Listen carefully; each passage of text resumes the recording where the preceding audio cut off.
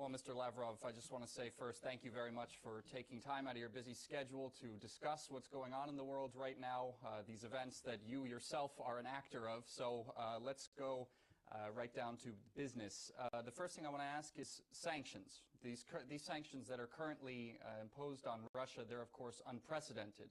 And they are really negatively affecting the lives of ordinary Russians, even though Washington is saying that it's not targeting Russians. What can you say about what the goal of these sanctions are and who the target really is? Well, thank you for the invitation, and I believe the goal of the sanctions is much more strategic than just Ukraine. I think what we witness in Ukraine is the quintessence of the Western course, strategic course, to marginalize Russia, to contain Russia, to stop Russia's development, and to reduce Russia to zero role in world politics and world economy, world trade, world sports, art, science, education. And we observe unprecedented steps our Western colleagues are taking. And one of the underlying trends is the United States' desire, which has been much more manifested by the Biden administration, to come back to unipolar world. And if you wish, they are trying to take the melting pot concept from the United States soil and to make the melting pot from the entire world, and they would be the melters. The European Union already, I think 99%, stopped trying to be independent. President Macron, of course, keeps repeating that strategic autonomy for the European Union is his goal, and he would be fighting for it, but my guess is that he would not succeed. Germany is already absolutely ready to be under the United States orders, and the situation with Nord Stream 2 clearly indicated what exact place in the world politics Germany occupies now, when the Americans, in fact, have persuaded, quote unquote, the Germans and others that they, the Americans, know much better what Europe needs for its energy security than Europeans themselves. And there are many examples like this. So the sanctions drive is going to continue.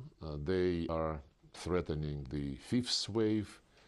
Maybe there would be another wave, but we're used to it. And I will recall that long before the Ukrainian crisis erupted because of the illegal anti-constitutional coup d'etat, the sanctions were already imposed on us. It was, when the Jackson-Vanik Amendment was repealed, Magnitsky Act was immediately introduced, and sanctions in one way or another stayed. And then there was a series of sanctions, as you mentioned, to punish us, basically, for supporting the legitimate cause of Russians in Ukraine, basically, Russians in Crimea. You know the story. I wouldn't rehearse the events and the sequence of events, but the latest sanctions wave was really unprecedented, and as President Putin recalled, we are now champions of the number of sanctions introduced against the Russian Federation, more than 5,000 individual acts, almost twice as many as was introduced against Iran and North Korea. But sanctions always made us stronger. After the sanctions announced in 2014, when the West could not accept the free vote of Crimeans to rejoin the Russian Federation, when the West basically supported illegitimate anti-constitutional coup d'etat, when the West ignored. You know what was very interesting for me when I talked about those events to my Western colleagues? They very often use the tactic of cutting off unwanted historical period. The situation in Ukraine, they start discussing only with what they call annexation of Crimea. If you remind them that it all started with the European Union being unable to insist on the implementation of the deal which they guaranteed by the opposition, and when the opposition just has thrown away the deal signed and guaranteed by the European Union, and then the leaders of the opposition and of the so-called Maidan, the radicals like Dmitry Yarosh, was saying, we stand for Ukraine without Ruskis and Katsaps, which is Muscovites. And he publicly stated that if the Russians, well, he said the Russians in Crimea would never think Ukrainian, would never speak Ukrainian, would never glorify the heroes, meaning Bandera and Shukhevich and other collaborators of Hitler, then the Russians must be, and that's why the Russians must be swiped out of Crimea. Actually, this was said a couple of weeks before the Crimeans eventually decided to go to referendum. And these words were accompanied by deeds. They sent armed groups to take control of the Crimean parliament, and that's how it all started. Not to mention the initiative immediately on the first day of this coup d'etat, the putschist introduced initiative to do away with the status of the Russian language in Ukraine, which was in the Ukrainian constitution. So all these instincts were immediately translated into very Russophobic policies. And by the way, the idea that Russians should get out of Ukraine is still very much on the mind of politicians in this country.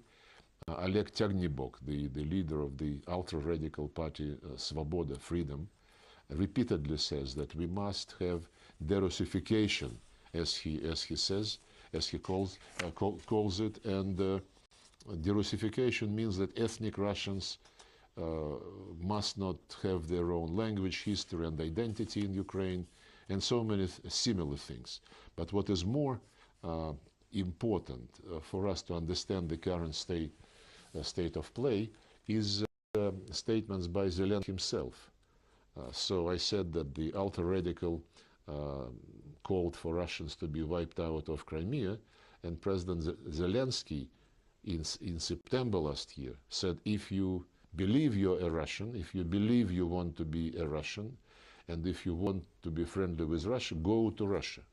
He said this just a few months ago. So coming back to sanctions, sanctions we will survive. The measures which the president and the government are developing, elaborating, and they're being announced, this is only the beginning of our economy to get adjusted to the new situation. After 2014, as I started to say, we did gain experience to rely upon ourselves. And the biggest lesson from this particular historic period is, unlike what we saw after 2014, that now, if there was any illusion that we can one day rely on our Western partners, this illusion is no longer there. We will have to rely only on ourselves and on our allies who would stay with us. This is the main conclusion for Russia in the context of geopolitics. Mm-hmm.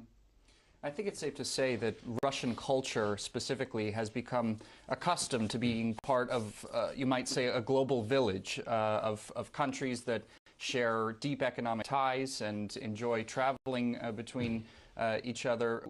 How do you think these sanctions are going to influence the everyday life of Russians in the long term in relation to that? Well, as I said, the assessment of what is going on, in my view, clearly indicates that what the American wants is a unipolar world, which would be not like a global village, which would be like an American village, and maybe American saloon where, you know, who is the strongest is calling the shots. And I said they are succeeding to mobilize behind themselves and on the basis of their own interests the entire Western world, which is indicative of how independent NATO members and European Union members are, and which is indicative what place the European Union, as I said, would have in the future configuration of the world situation and world system. There are players who would never accept the global village under the American sheriff, and China, India, Brazil, Argentina, Mexico. I am sure these countries do not want to be just in a position when Uncle Sam orders them something and they say, yes, sir.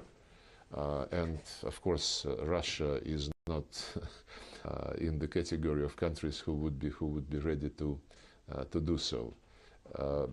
Actually, when people say, when the Americans and Western Europeans and others say that Russia was defeated in the General Assembly because vast majority of countries voted against the Russian action in Ukraine, it's misleading. Because if you take the population represented by the countries who were not voting against Russia, and especially if you take the number of countries who introduced sanctions against Russia, majority of those who voted against us did so under huge pressure, under blackmail, including, I know this for sure, including the threats to individual delegates regarding the assets in the United States, bank accounts, children studying in universities, and so on and so forth. It's absolutely unprecedented blackmail and pressure without any scruples. So majority of those countries who voted with the West, they did not, they would not introduce sanctions against Russia. They believe that it's, not very big price to pay for their own practical cooperation with Russia, just to vote on something which is needed for the West for entirely propagandistic purposes. So we will be, as always, open to cooperation with anyone who is ready to do so on the equal basis, on the basis of mutual respect and searching for balance of interests.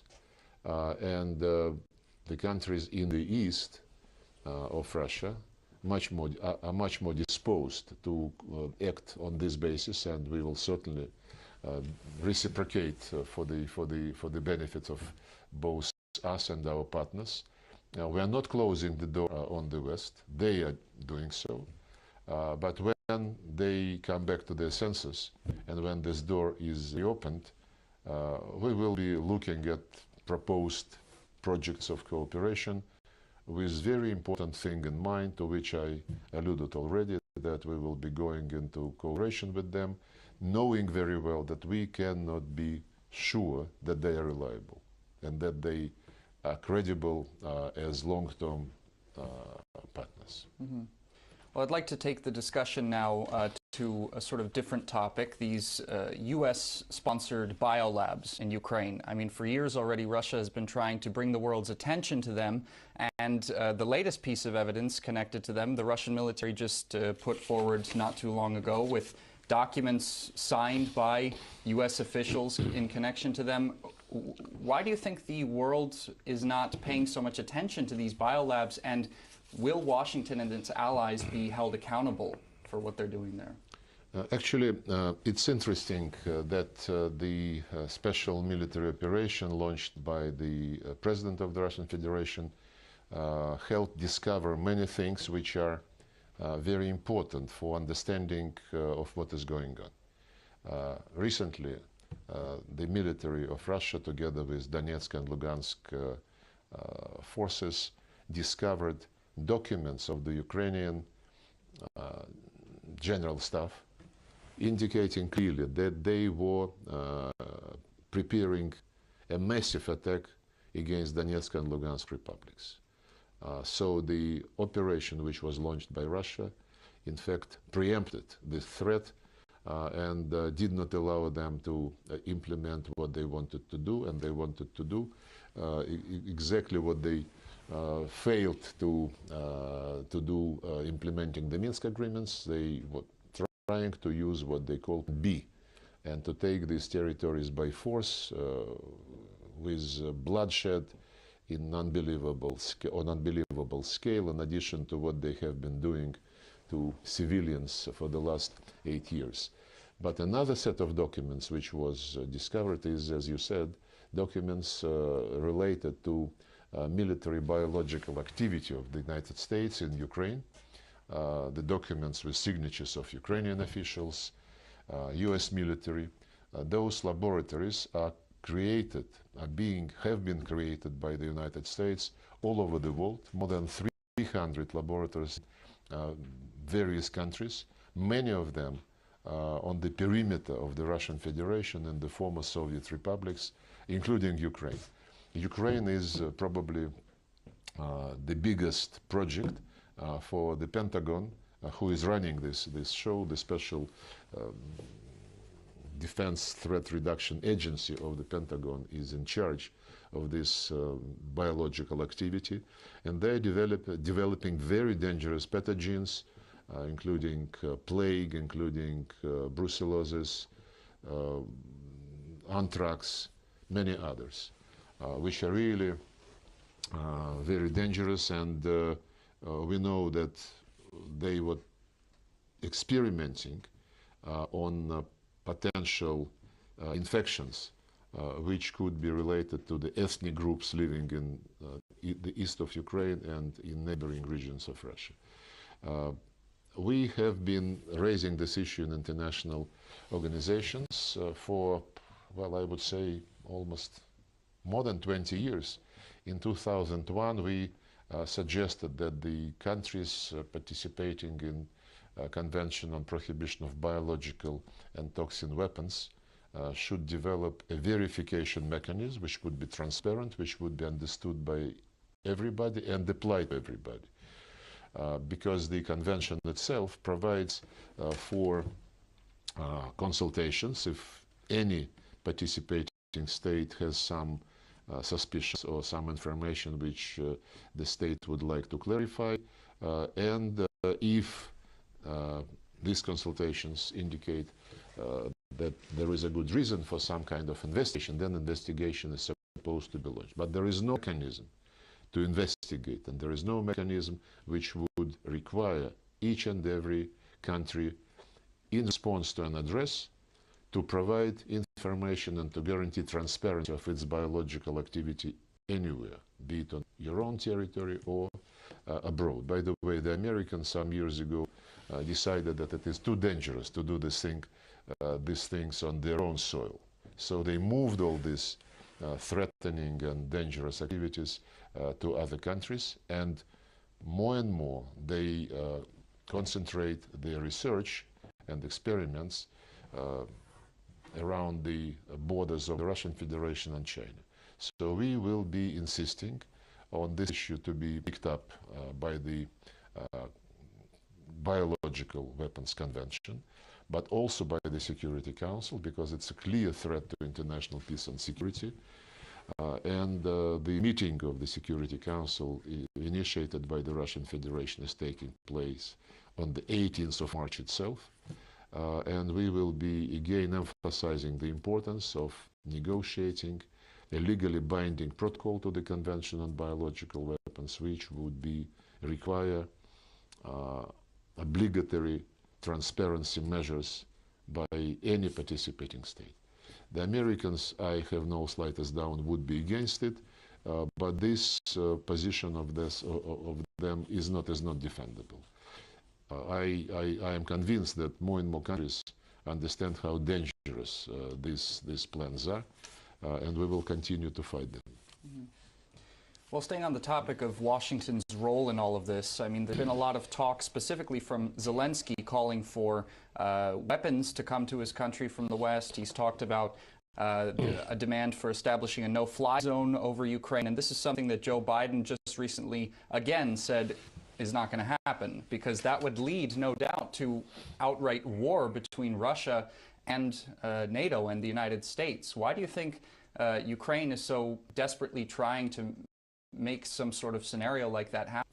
Well, I think Ukraine understands that Joe Biden, whatever you think of some of his statements, is a very experienced politician, and he understands that it is absolutely inadmissible to establish something like a no-fly zone, to provide planes to Ukraine, and to do other things which will bring the risk of direct confrontation between NATO and Russia just, immediately. But Zelensky also understands that there are much less responsible politicians in the United States who are being agitated by Ukrainian lobby and just driven by Russophobic feelings, and many of them are in Congress.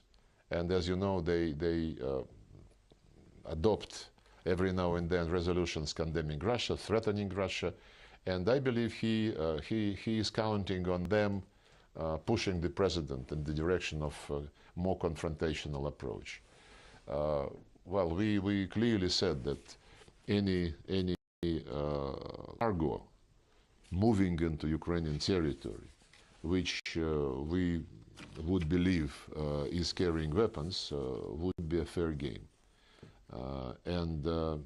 I mean, this is clear, because we are implementing the operation, the goal of which to remove any threat to the Russian Federation coming from the Ukrainian soil.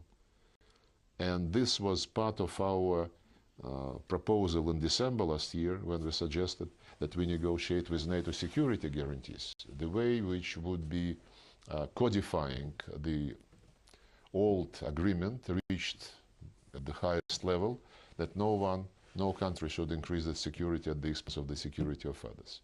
So they know what it is all about.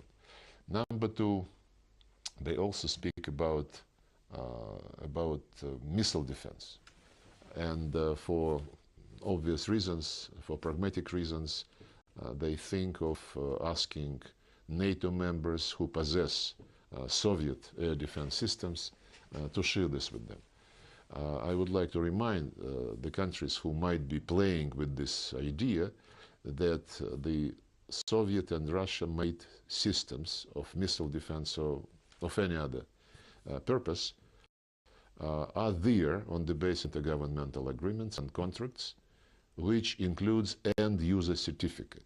And the end-user certificate does not allow them to send these weapons to any third country without our consent. This is a legal obligation. I understand that legality and legal obligations is not something which our Western colleagues respect these days. They already, thrown away the presumption of innocence, the private property being sacred, and many other pillars on which, quote unquote, liberal values have been resting for so many centuries and decades. But this is a serious matter, and I can assure you that we would not allow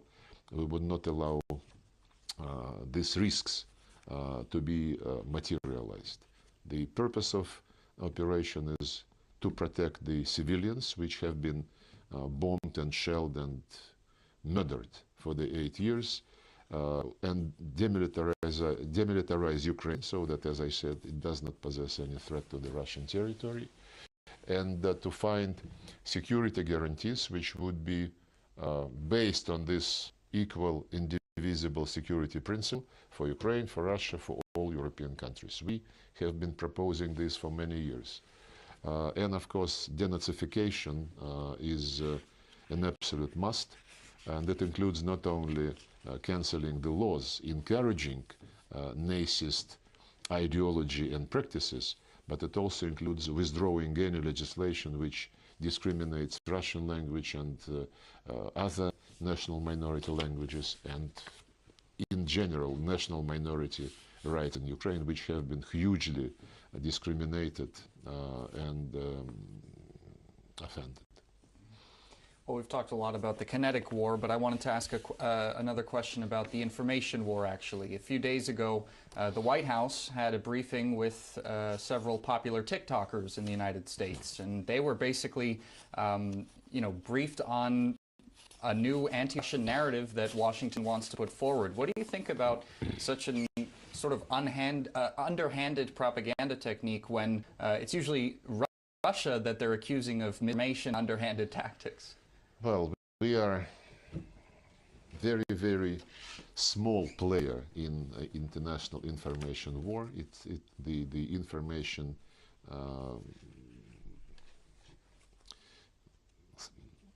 world information is dominated by the media belonging to the Americans, the Brits, Anglo-Saxons in general, and of course the Germans, the French, and others.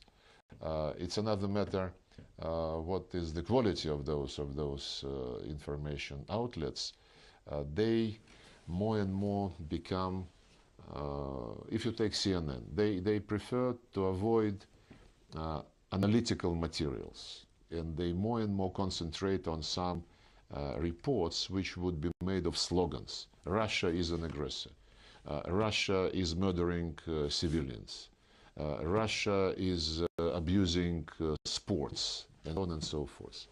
When they concentrate on TikTok and other resources like this and other platforms, and when they target kids, because TikTok is about young boys and girls, I believe this is an attempt to brainwash them for the rest of their life, and this is indecent and not fair. If you want information competition, if you want competition among media outlets, then there must be some rules. And I would remind you and your viewers that in 1990, when the Soviet Union was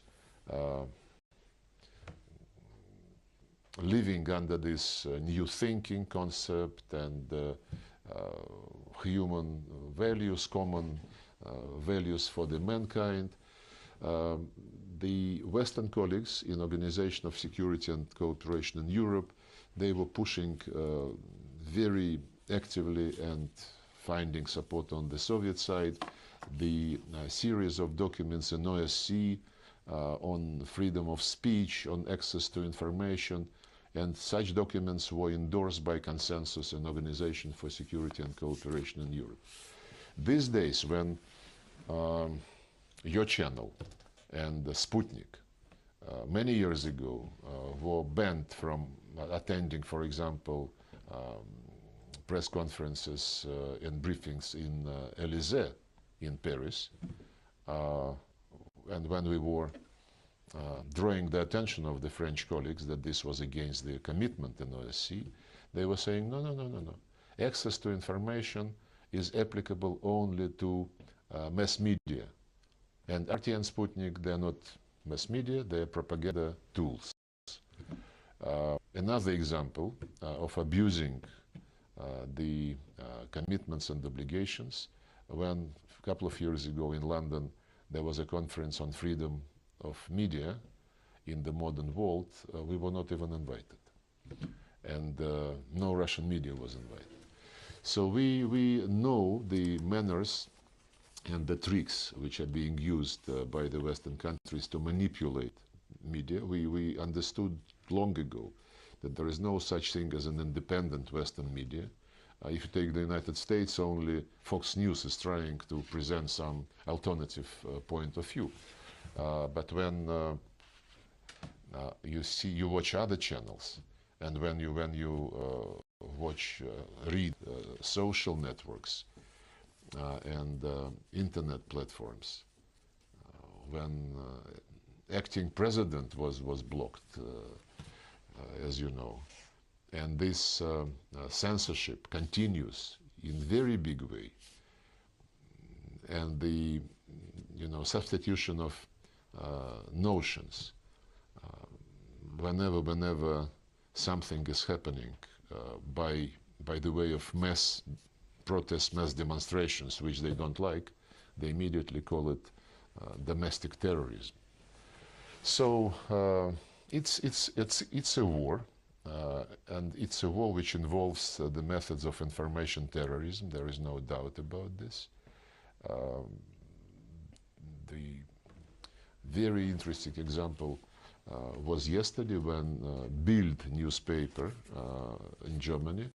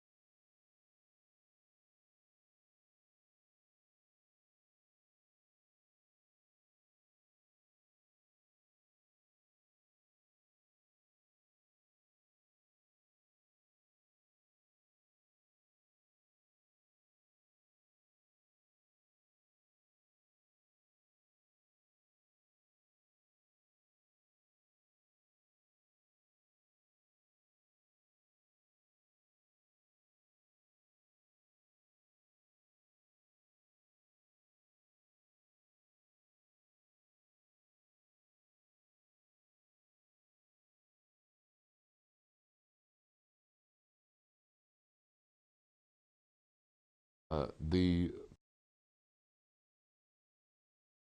purpose being to make sure that they would not become, to get rid of those negative legacies.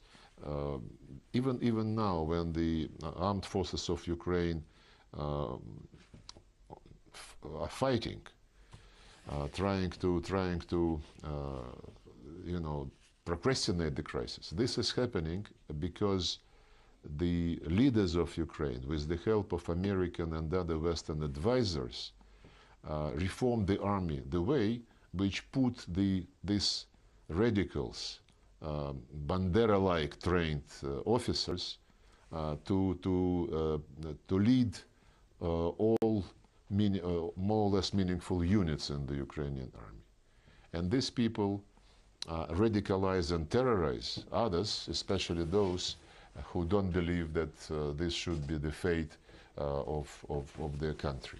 And the way they behave in the cities in Mariupol, the refugees who are coming from Mariupol to Russia in dozens of thousands, they tell their stories. It's really threatening how this kind of people command armed men and women. But I am sure, at the end of the day, the historic closeness of two fraternal nations will certainly prevail. On that note, Mr. Lavrov, thanks again for giving us this interview and showing our viewers the Russian viewpoint. It was a great discussion. Thank you very much.